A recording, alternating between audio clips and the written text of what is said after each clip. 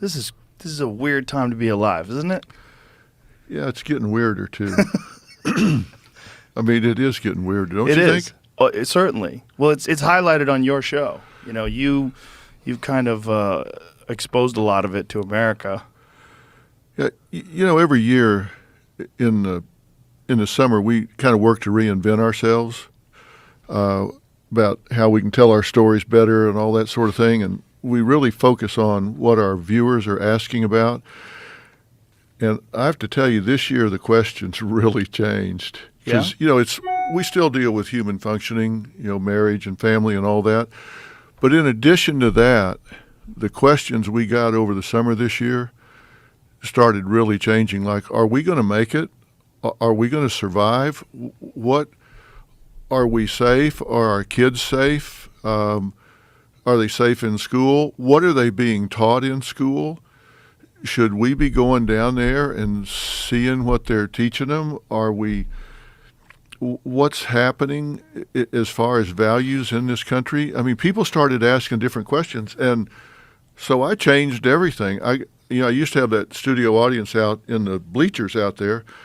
I moved everybody on stage, and we're just having a focus group every day. I got like 110 people up there in a focus group, and letting them talk and ask questions because they're really concerned. And I just said, I can't take it anymore. I'm going to start talking about the social issues along with everything else, because if you even took psychology in high school, or you took Psych 101, one of the first fundamental principles you learned was you don't reward bad behavior.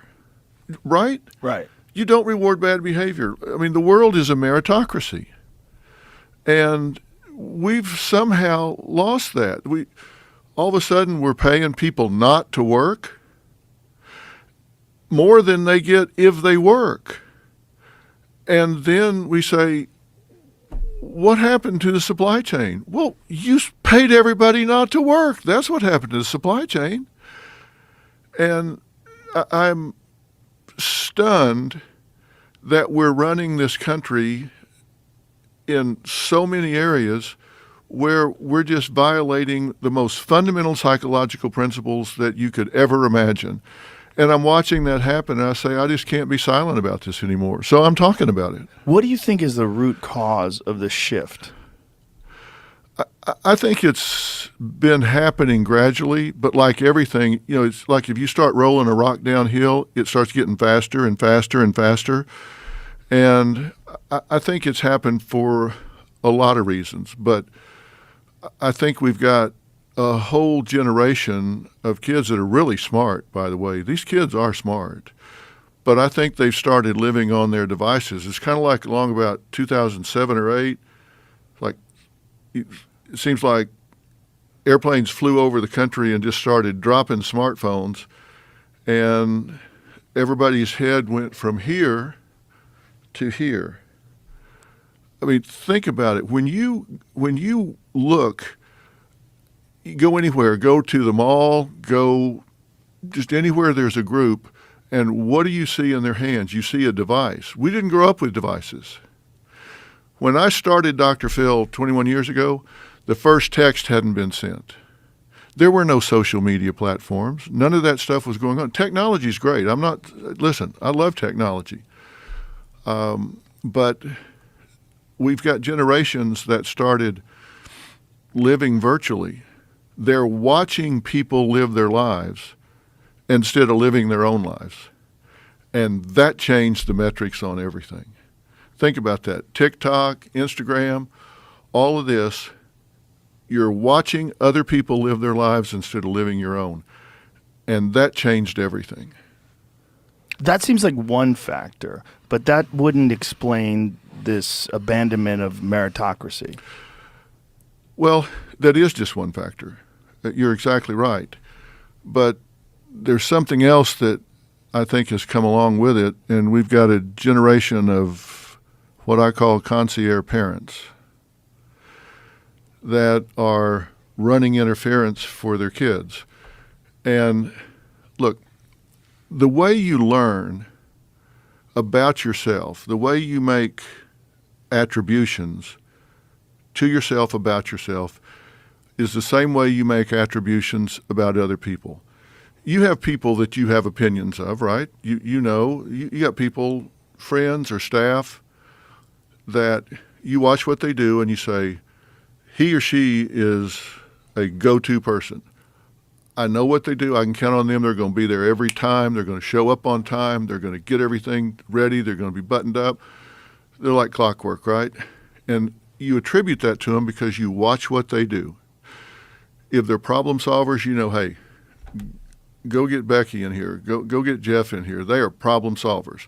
You know that because you've watched them do it, and you make that attribution to them.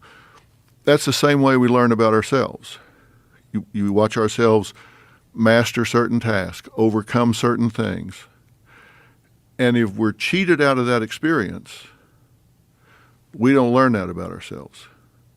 And if you've got parents that are out there smoothing out all the bumps for you, then you don't learn that you can smooth out your own bumps. You don't learn that you can overcome obstacles. You don't learn that you can master your environment.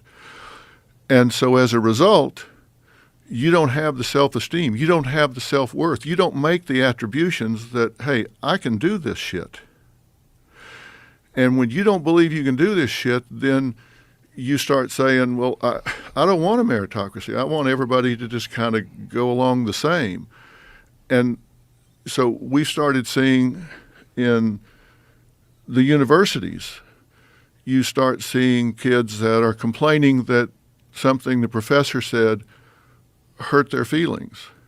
It upset them. So they start going to the dean. They start going to the department head and saying, that professor said things that upset me.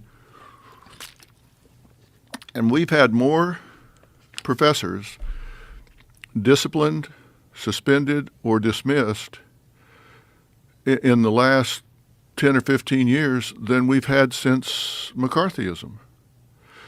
Because kids are going in there and saying, that hurt my feelings. He offended me and said things that were offensive. And so they complain about it, and they get listened to, and so the professors, and you know, some of them are assholes, I'm sure. Some of them are offensive by any standard, but it's out of control. And these kids are sensitive to the point when I was in college, when campuses were where you went to hear the other side, right?